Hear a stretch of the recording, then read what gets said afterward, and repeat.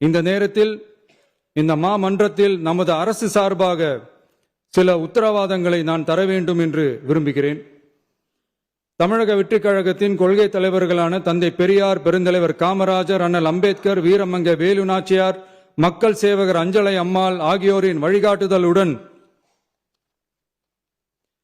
இந்த மக்கள் அரசு மனசாட்சி உள்ள மக்களாட்சியை தரும் என்று உறுதியளிக்கிறேன்.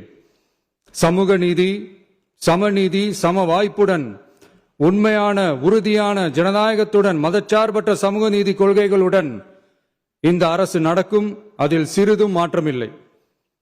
நம்முடைய இந்த ஆழமான நம்பிக்கையை மனதார நம்பி வாக்களித்த அனைத்து இயக்கங்களின் தலைவர்களுக்கும், அந்த இயக்கங்களை சேர்ந்த மாண்புமிகு உறுப்பினர்களுக்கும் மீண்டும் நன்றியை தெரிவித்துக் கொள்கிறேன்.